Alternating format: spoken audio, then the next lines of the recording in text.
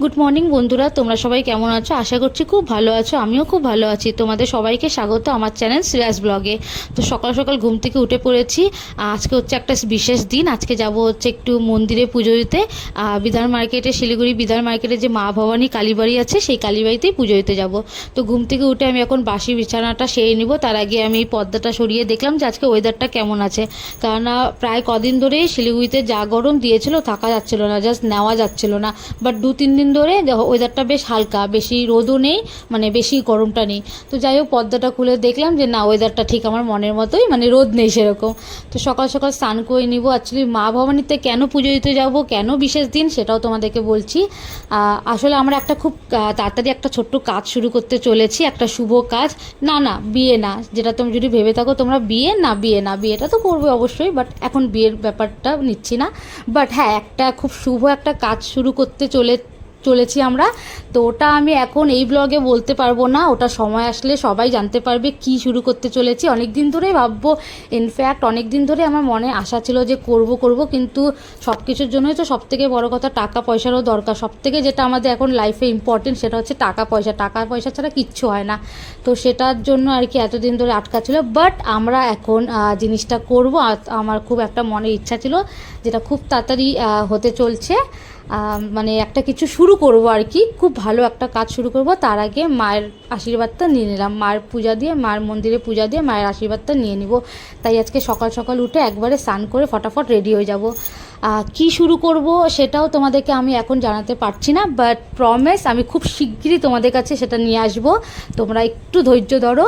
তো যাই হোক, এই যে বিছানা টিছানা আমার সারা হয়ে গেছে। বিছানা সেরে আজকে মা অবশ্য বাড়িতে, কারণ আজকে যেহেতু ছুটি, আজকে স্কুল ছুটি আছে মার, তো সেজন্য মাও বাড়িতে। তো ভালোই হলো, আমার সেরকম কাজ নেই, আমি জাস্ট বিছানাটা সেরে আমি স্নান টান করে পুজোর জন্য বেরিয়ে পড়বো। তো সকালবেলায় উঠেছিলাম হচ্ছে 5টার দিকে, ঘুম থেকে মর্নিং ওয়াকে যাবো বলে উঠেছিলাম, কিন্তু আজকে যেহেতু যাবো আবার পূজা দিতে, তো আমি ওর জন্য আর যাইনি মর্নিং ওয়াকে। এসে আমি ঘুম থেকে উঠে আবার মানে অ্যালার্ম অফ করে আবার আমি সেই ঘুমিয়েই পড়েছিলাম। তো যাই হোক, মর্নিং ওয়াকে আর যাওয়া হয়নি। তো এখনও কিছু খাইনি, যেহেতু পূজা দিব। তো জাস্ট একটু আগে ঘুম থেকে উঠলাম, উঠে এই যে এখন স্নান টান ফটাফট করে সেরে নিয়ে পূজার জন্য রেডি হয়ে যাব। তো তোমরা দেখতে থাকো। তার আগে পর্দা দুটো উঠিয়ে দিই, একটু হাওয়া বাতাস আসবে। সবসময় লাইট জ্বলায় রাখি না আমি ঘরের মধ্যে, আমার বিরক্ত লাগে যেহেতু, সেজন্য আমি পর্দাটাই উঠিয়ে দিয়ে রাখি। আমার এত বড় বড় জানলা, প্রচণ্ড যেমন হাওয়াও আসে, সুন্দর আলো আসে। তো দেখো, আমার বিছানাটাও সারা হয়ে গেল।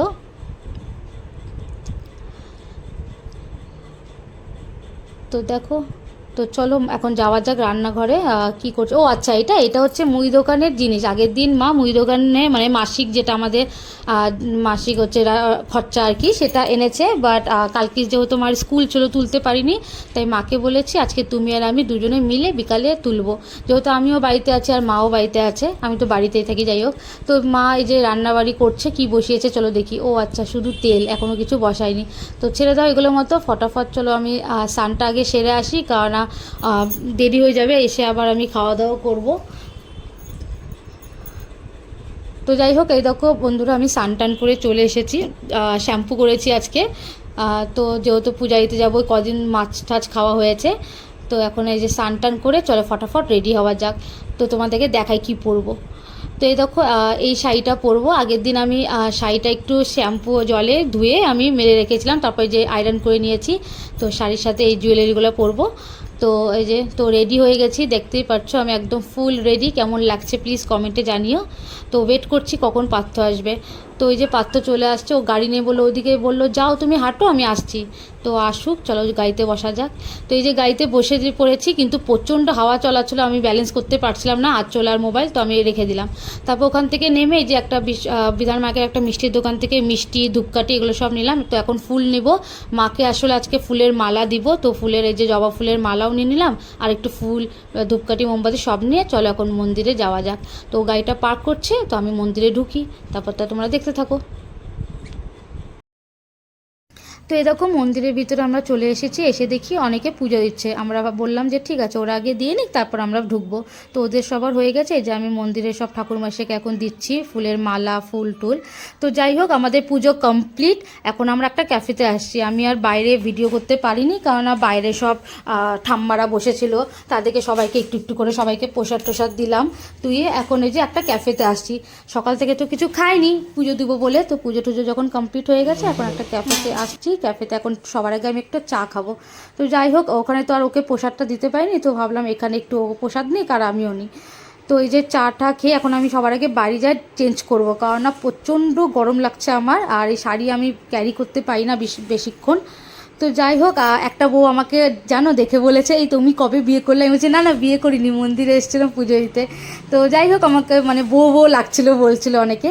তো যে ওকে একটা দাঁড়াও প্রসাদটা আমি দিয়ে দিই, তারপর চা টা খাই বেরিয়ে পড়বো। যাবো দুপুরে আবার বেরোবো হচ্ছে একটা দরকারে, যেটা মানে কি শুরু করব বলেছি, সেটা একটু দেখে আসতে।